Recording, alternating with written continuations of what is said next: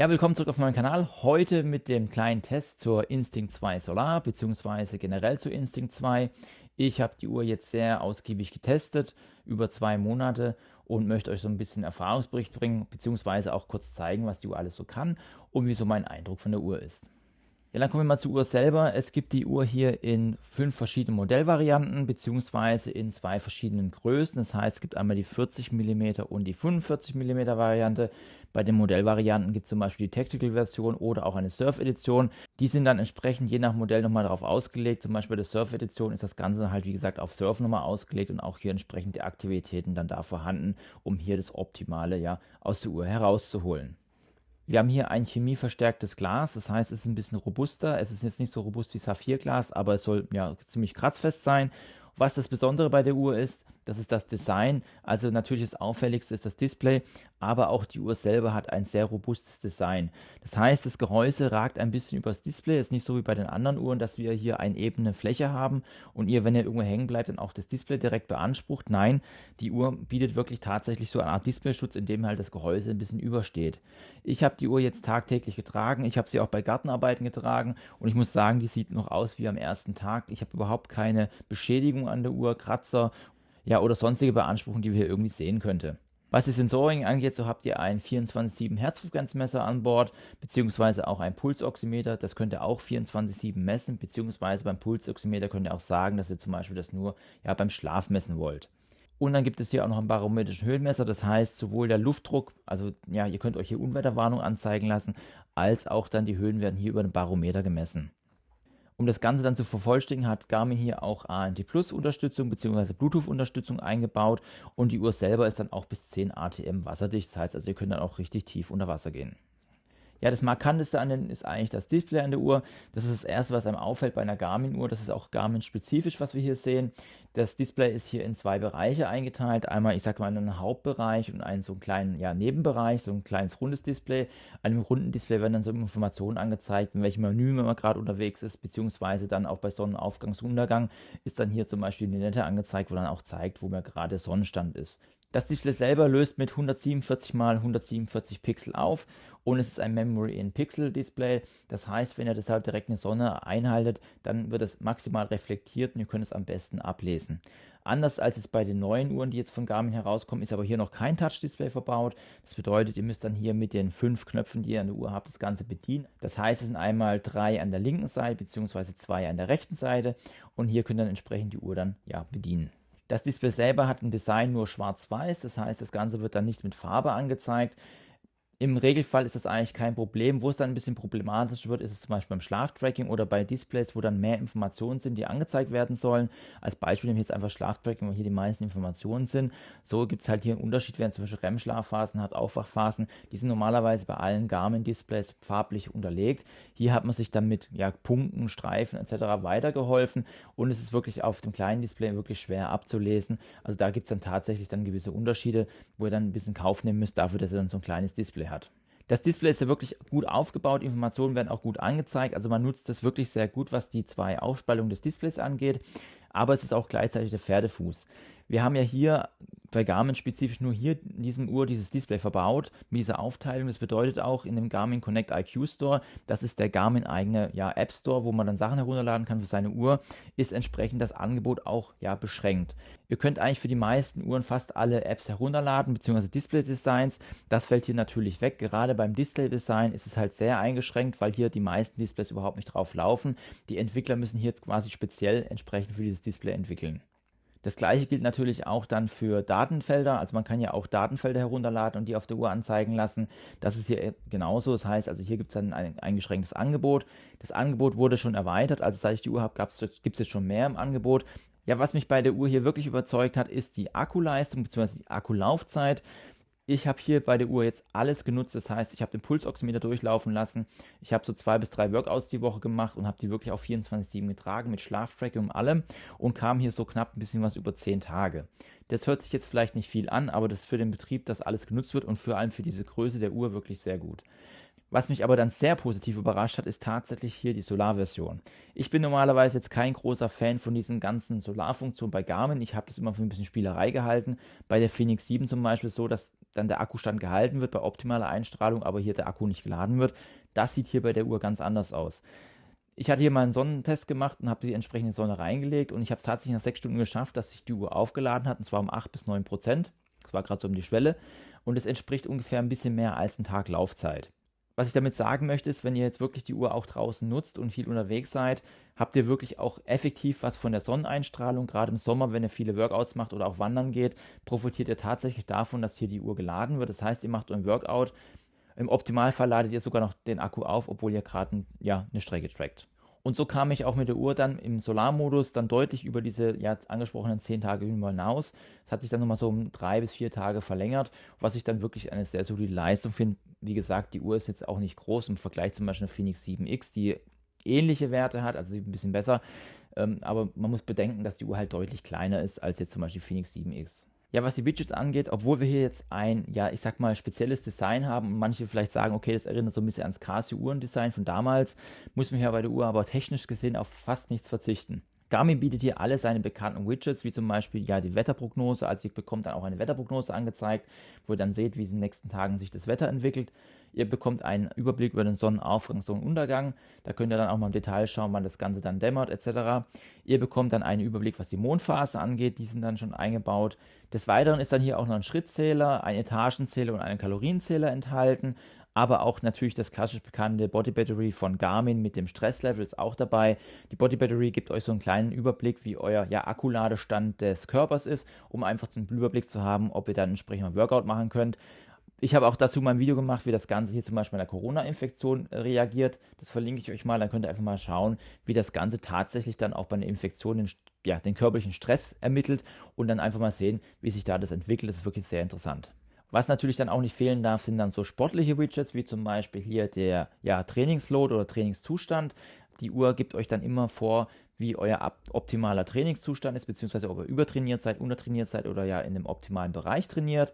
Aber auch dann eine VO2 Max-Messung ist enthalten. Die findet dann immer statt, wenn ihr draußen Workout macht. Also ganz wichtig, draußen ein GPS-Workout zu machen, dass ihr auch entsprechend dann hier VO2 Max-Werte bekommt. Einmal fürs Laufen, fürs Radfahren, wobei fürs Radfahren dann hier ein Leistungsmesser vonnöten ist. Dann gibt es natürlich auch noch die Laufprognosen, was neu bei Garmin hinzugekommen ist. Da bekommt ihr einen kleinen Überblick bei 5 Kilometer, 10 Kilometern Halbmarathon, wie dann entsprechend euer aktueller Trainingszustand war, was da eure mögliche Zeit ist, die ihr da laufen könnt. Und was natürlich nicht fehlen darf, ist die Musiksteuerung. Es gibt hier zwar keine Offline-Musik, aber ihr könnt dann entsprechend dann auf dem Handy, wenn ihr dann gerade ein Handy in der Tasche habt, entsprechend das über die Uhr dann steuern. Was ich anfangs schon erwähnt habe, ist das Schlaftracking. Das heißt, auch hier ist ja natürlich entscheidend, wie ihr euch erholt. Dafür ist das Schlafen ja eigentlich zuständig und die Uhr bietet das natürlich an. Es ist auch so, wenn ihr dann entsprechend gut schlaft, bekommt ihr auch eine Meldung, dass dann eure Erholungszeit sich verbessert hat. Also nach jedem Workout bekommt ihr eine Erholungszeit angezeigt und je nachdem, wie ihr euch regeneriert, kann sich das Ganze dann auch mal zum Positiven ändern. Ich muss aber sagen, das Schlaftracking, ich habe es auch schon in anderen Videos erwähnt, ist bei Garmin, es ist besser geworden, aber es ist noch nicht perfekt. Es werden nicht alle Unterbrechungen erkannt. Was schon besser ist, dass die Schlafenszeiten erkannt werden, also das Einschlafen und das Aufwachen. Auch da gibt es trotzdem manchmal noch ein paar Verschiebungen, aber es ist schon besser als damals bei der Phoenix 6. Was zum Beispiel auch nicht erkannt wird, ist dann, wenn ihr Mittagsschlaf macht. Ja, das kommt auch mal vor, dass man sowas macht. Das ist dann hier entsprechend nicht dabei. Der Puls geht zwar runter, aber die Uhr kennt es dann entsprechend nicht. Ich muss auch zur Verteidigung sagen, das gibt es bei Polar und bei Suunto ebenfalls nicht. Die Uhren erkennen es auch nicht. Wie ich es schon im Venue 2 Plus Test erwähnt habe, die einzige Uhr, die es aktuell kann, die ich zumindest habe, ist die Apple Watch, dann entsprechend mit Autosleep. Was die Sportaktivitäten angeht, so haben wir einen riesen Umfang an Sportaktivitäten. Ich blende es einfach mal hier neben mir ein. Also Laufen, als auch Indoor-Laufen, beziehungsweise Radfahren, Indoor-Radfahren ist alles dabei. Aber auch so Gravelbike oder E-Bike, auch die ganzen neuen Sachen sind dann entsprechend auch schon hier bei der Instinct 2 Solar enthalten. Was die Uhr zudem noch anbietet, ist ein Expeditionsmodus. Das heißt, hier wird dann einmal die Stunde einem GPS-Punkt aufgezeichnet und auch alle anderen Aktivitäten, die es so gibt, oder Handyverbindungen oder Musiksteuerung etc., ist alles entsprechend abgeschaltet. Das heißt, hier wird dann wirklich aufs Optimale an Akkulaufzeit herausgeholt, um hier dann mehrere Tage aufzuzeichnen.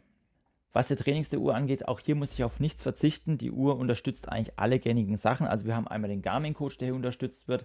Das ist so ein Coach, der euch für 5 Kilometer, 10 Kilometer Halbmarathon quasi euch leitet und euer Ziel erreicht. Beziehungsweise ich kann hier eigene Trainings erstellen. Ich kann das Ganze mit Training Peaks verwenden, beziehungsweise verbinden und verwenden. Ich kann mir hier auch strukturierte Workouts durchführen lassen. Was ebenfalls unterstützt wird, ist auch der rote HRM-Brustgurt beziehungsweise auch der Pro-Gurt und natürlich alle damit verbundenen Sensoriken. Das heißt also, zum Beispiel, wenn ihr jetzt vertikale Geschwindigkeit wissen wollt, die wird dann entsprechend ermittelt. Ihr könnt euch das Ganze dann auch auf der Uhr anzeigen lassen und funktioniert auch wunderbar. Des Weiteren haben wir auch tägliche Trainingsvorschläge, die basieren dann auf euren aktuellen Fitnessstand. Ihr habt dann quasi so einen Coach am Handgelenk. Das ist eigentlich ganz praktisch, wenn ihr jetzt mal keine Lust habt, irgendwelche Sachen zu planen. Also nicht jeder möchte jetzt hier einen Trainingsplan erstellen, nach dem Trainingsplan trainieren, sondern einfach loslegen. Das hilft euch so ein bisschen, wenn ihr sagt, okay, heute habe ich mal Lust dazu, dann bekommt ihr dann einen kleinen Vorschlag und ihr könnt das Ganze trainieren, beziehungsweise wenn dann das Workout startet, bekommt ihr hier ein geleitetes Workout und dann auch immer die entsprechende Anzeige auf der Uhr, wie ihr dann entsprechend trainieren sollt. Auf was wir aber leider verzichten müssen, ist die neue Funktion, die bei der Phoenix 7 und bei der Epix dazugekommen ist, die Stamina-Funktion. Das ist so eine Funktion, die euch dann so ein bisschen im Laufen ja zeigt, wie euer aktueller Kraftzustand ist, damit ihr euren Lauf besser einteilen könnt. Was die Uhr aber unterstützt, ist zum Beispiel Pace Pro. Das heißt, wenn ihr jetzt sagt, ich möchte eine Strecke zu einer gewissen Zeit erreichen, könnt ihr dann die Zeit hinterlegen und dann hilft euch die Uhr dann quasi dabei, ja, diese Zeit zu erreichen. Wie ihr es bei Garmin gewohnt seid, könnt ihr natürlich auch dann bei jeder Aktivität entsprechend das Display-Design einstellen, beziehungsweise die Datenfelder. Das heißt also die Menge der Datenfelder, als auch die Daten, die angezeigt werden. Was jetzt hier auch dazu kommt, ist, dass ihr das Ganze nicht nur über die Uhr machen könnt. Nein, ihr könnt das mittlerweile auch alles über Garmin Connect machen. Generell könnt ihr zum größten Teil die Uhr schon über Garmin Connect ja einstellen. Ihr müsst überhaupt gar nichts mehr groß auf der Uhr selber machen. Das ist eigentlich ganz bequem, weil hier spart man sich das viele Rumdrücken auf der Uhr. Ihr könnt dann entsprechend in der Aktivität hineingehen und dann hier auch dann ja die Datenfelder einstellen. Was ich aber hin und wieder mal gehabt habe, ist, wenn ich die Uhr eingestellt habe und gerade dabei war, dass ich dann zwischen der Garmin Connect App und der Uhr dann Verbindungsabbrüche hatte. Ich habe das Ganze hier mit meinem iPhone gemacht. Ich habe normalerweise keine Bluetooth-Probleme im iPhone. Ich weiß nicht, ob das dann ein App-Problem ist oder ein Kommunikationsproblem zwischen Uhr und Telefon. Das kann ich jetzt nicht genau sagen. Ich will es einfach nur mal erwähnen, dass es hier und da mal ab und zu Probleme gegeben hat. Des Weiteren finde ich es ein bisschen schwierig, dass Garmin Connect doch teilweise sehr verschachtelt ist. Heißt, die Menüs sind sehr viel in Untermenüs. Da gibt es auf jeden Fall von Coros und Polar schon bessere Lösungen, die das dann halt direkt anbieten, um Sachen einzustellen. Hier müsst ihr dann wirklich wissen, wo ihr hin wollt und entsprechend unter Menüs reingehen. Aber wenn ihr mal drin seid, ist das dann wirklich sehr gut zum Einstellen und ihr könnt dann entsprechend alles pflegen und müsst dann, wie gesagt, nichts auf der Uhr einstellen. Die Uhr bietet auch jetzt neben den ganzen Trainingssachen auch eine Navigation. Hier ist es aber so, das Ganze läuft ohne Karte. Es gibt hier so eine sogenannte Krümelnavigation, beziehungsweise man läuft hier dann entsprechend ja nach einem Strich, der dann angezeigt wird, je nachdem, was man geplant hat. Dabei gibt es die Möglichkeiten, das Ganze über Garmin Connect direkt zu planen. Also Garmin bietet ja so einen eigenen Planer an oder auch das Ganze hier direkt mit Komoot synchronisieren. Das heißt, wenn ihr dann das Komoot-Konto hier mit Garmin Connect verbindet, werden die Strecken automatisch synchronisiert. Wenn ich jetzt Strecken über Komoot geplant hatte, habe ich jetzt aber schon mehrfach das Problem, also ich habe es mehrmals getestet, dass nicht alle Abbiegehinweise gekommen sind. Das heißt, manche Abbiegehinweise wurden übersprungen. Ihr bekommt dann zwar die Strecke angezeigt, wo ihr dann laufen sollt. Das ist auch wirklich gut gemacht. Das heißt, wenn ihr jetzt irgendwo unterwegs seid und gelaufen seid, sind dann so Pünktchen und die Strecke, die ihr laufen muss, ist ein schwarzer Strich. Aber es ist trotzdem manchmal ein bisschen nervig, wenn dann an der Kreuzung stehst und dann hier der Abbiegehinweis nicht kommt. Es soll besser sein, wenn man Garmin Connect selber plant. Ich plane halt alles über Komoot, weil das für mich die Hauptplattform zum Planen ist, weil da einfach mehr geboten wird als jetzt bei Garmin selber. Daher möchte ich es an dieser Stelle erwähnen, dass es hin und wieder hier zu Problemen kommt. Ich habe von anderen Herstellern das Ganze auch schon genutzt. Zum Beispiel jetzt hier mit Polaruhr habe ich das schon gemacht. Gleiche Strecke geplant, alles synchronisiert, ohne was zu machen. Da habe ich alle Abbiegehinweise bekommen. Also hier muss Garmin auf jeden Fall noch nachbessern, dass das Ganze hier korrigiert wird. Ansonsten bekomme ich klassisch alles angezeigt. Ich sehe dann ein Höhenprofil des Berges, also da bekomme ich angezeigt, dann, wo ich mich gerade im Berg befinde. Ich bekomme auch, wenn ich mir Wegpunkte setze, dann Symbole angezeigt. Also man kann bei Garmin Connect dann Wegpunkte setzen, zum Beispiel für Wasserstellen oder für Nahrungsstellen. Da bekomme ich dann Abstand angezeigt. Alles in allem ist die Navigation aber sehr zuverlässig. Einzig halt die fehlende Karte kann manchmal zu Problemen führen, wenn ihr zum Beispiel im Wald unterwegs seid und der Weg jetzt gesperrt ist. Da müsst ihr dann entsprechend auf dem Handy schauen, wo ihr hin müsst. Aber ich denke mal, für den Regelfall, wenn ihr jetzt laufen geht, sollte das dann doch ausreichend sein. Ja, was die Herzfrequenzmessung angeht, so haben wir auch schon eine Verbesserung gegenüber der Phoenix 6. Ich habe jetzt hier mal ein Workout ausgesucht, bei dem ich sehr viel unterbrochen habe und sehr viel gefilmt habe. Das heißt, ich stehe oft und laufe wieder los, stehe und dann habt ihr halt auch entsprechende Schwankungen der Herzfrequenz. Wenn ihr gleichmäßig lauft, gibt es eigentlich hier kaum Unterschiede zu einem Brustgurt. Einzig, wenn ihr jetzt loslauft, beziehungsweise wenn ihr jetzt schnelle Bewegungen macht und hier schnelle Pulsausschläge kommen, hat die Uhr eine kleine Verzögerung. Das Ganze ist aber einfach technisch bedingt, weil ich hier eine optische Messung habe am Handgelenk. Die ist natürlich immer nachteilig gegenüber einem Brustgurt, der natürlich dann entsprechend hier gleich die Schläge aufzeichnen kann. Nichtsdestotrotz bietet sie eine solide Leistung, das heißt für den normalen Gebrauch ist es wirklich gut. Wenn ihr natürlich mehr im Leistungsbereich unterwegs seid oder auch hier genauere Werte haben wollt, müsst ihr dann auf einen entsprechenden Brustgurt zurückgreifen. Generell empfehle ich sowieso bei Kraftsport oder bei Intervallen hier einen Brustgurt zu nutzen, weil der einfach nochmal viel genauer reagieren kann, beziehungsweise die Daten einfach entsprechend nochmal genauer sind. Was GPS angeht, so unterstützt die Uhr GPS, GLONASS und Galileo. Und ich habe jetzt mit der Uhr auch schon mehrere Updates hinter mir. Ich hatte ja mal ein Navigationsvideo gemacht, das verlinke ich dir hier oben mal. Da habe ich so ein bisschen das GPS-Bild kritisiert. Das ist mittlerweile deutlich besser geworden. Ich war mit der Uhr auch mal im Wald unterwegs und dabei habe ich auch die Phoenix 7 im Multiband dabei gehabt. Dazu muss man wissen, das Multiband-GPS ist das optimalste GPS-Bild, was man momentan bekommen kann. Hier wird das Ganze dann hier berechnet, wo man unterwegs ist. Also das heißt, wenn hier Wälder bzw. Abschattungen durch Felsen sind, wird hier das Signal besser ermittelt und man kann eine viel genauere Position finden. Das hat die Instinct 2 Solar nicht. Sie hat ihr klassisches GLONASS und GPS, was ich da genutzt habe, und dennoch musste sich die Uhr dann im Wald überhaupt nicht verstecken. Wir haben zwar natürlich eine kleine Abweichung gegenüber dem Weg, gegenüber der Phoenix 7, aber dennoch hat sie wirklich ein sehr solides Bild abgeliefert. Sobald man ins freie Feld hinauskommt und keine Abschattungen sind, hat man hier ein gleiches gutes Bild wie jetzt bei der Phoenix 7. Dazu muss man auch wissen, dass die Phoenix 7 im Multiband auch mehr als das Doppelte kostet als jetzt die Solar Instinct 2 und dafür bietet sie wirklich eine sehr, sehr solide Leistung. Ja, dann kommen wir auch schon mal zum Fazit der Uhr. Ich muss sagen, die Uhr hat mich wirklich sehr überrascht. Ich war erst ein bisschen skeptisch, als ich sie gesehen habe, weil das Design ist doch dann wirklich sehr speziell. Also man muss es mögen oder man mag es eben nicht. Also es ist wirklich jedem überlassen. Meins ist jetzt vielleicht nicht so ganz zu 100%, weil ich doch dann lieber so ein klassisches Display mag. Was ich aber schön finde, ist, dass die Uhr trotzdem hier wirklich kompromisslos ist. Das bedeutet, auch wenn ihr euch für diese Uhr entscheidet, müsst ihr auf fast nichts verzichten. Das heißt, ihr habt hier alle Garmin-typischen Sachen wie eine Body Battery oder auch hier die Trainingsdaten beziehungsweise auch die Unterstützung zum Beispiel des roten HM-Brustgurts.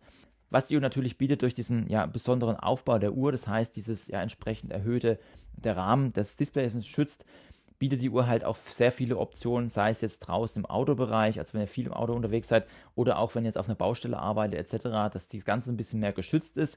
Und da ist die Uhr auch dafür ausgelegt. Das ist auch die Zielgruppe wirklich für robustes Outdoor. Des Weiteren hat mich auch wirklich das Solarpanel überzeugt. Ich muss auch wirklich sagen, das ist die erste Uhr, wo ich raten würde, wirklich das Geld dafür auszugeben, weil man auch wirklich einen Mehrwert hat, was die Solarpanels angeht, da die Uhr ja wirklich dann entsprechend aufgeladen wird. Was ich aber ein bisschen negativ finde, ist wieder, das Produkt reift am Kunden. Das habe ich auch schon beim Menu 2 Plus Test gesagt.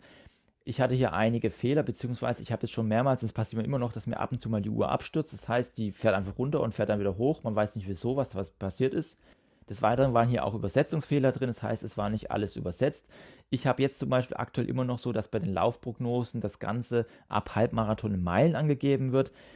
Die Uhr ist komplett auf metrische Daten eingestellt, also daher würde ich eigentlich erwarten, dass zumindest hier dann auch entsprechend die Kilometer stimmen und nicht Meilen angegeben werden. Und so zieht sich das Ganze leider ein bisschen durch. Daher würde ich auch immer empfehlen, wenn eine Garmin-Uhr frisch rauskommt, vielleicht dann noch 1, 2 Monate zu warten und dann entsprechend da zuzuschlagen. Erstmal gibt es dann auch schon meistens Angebote und ihr habt dann auch schon etwas, eine ausgereiftere Software. Alles in allem kann ich die Uhr wirklich sehr empfehlen. Wenn ihr jetzt kein Problem habt mit dem Display-Design, dass ihr sagt, okay, das ist genau, was mir gefällt, ihr müsst keine Kompromisse machen, ihr bekommt wirklich eine sehr, sehr, sehr gute Sportuhr und ihr macht hier dann auch wirklich definitiv nichts falsch. Wenn dich noch mehr über die Instinct 2 Solar interessiert, ich habe hier oben mal ein Review gemacht, da könnt ihr euch das Ganze mal anschauen, da stelle ich alle Funktionen nochmal vor. Beziehungsweise, wenn dich der Unterschied zwischen einer Instinct 2 und einer Phoenix interessiert, falls sich jetzt beide Uhren für dich interessant sind, da habe ich oben hier mal so ein Versus-Video gemacht, da kannst du mal gucken, was da die Unterschiede sind. Oder wenn du neu auf dem Kanal bist, ich habe hier unten mal so eine Best-of-Liste, da kannst du auch mal reinschauen, dann siehst du, was sonst noch alles auf meinem Kanal gibt. Wenn das Ganze gefallen hat, lass gerne ein Abo da. Ich würde mich auf jeden Fall freuen, dich hier wieder auf meinem Kanal begrüßen zu dürfen. Ansonsten wünsche ich alles Gute, bedanke mich für deine Zeit. Tschüss, bis zum nächsten Mal.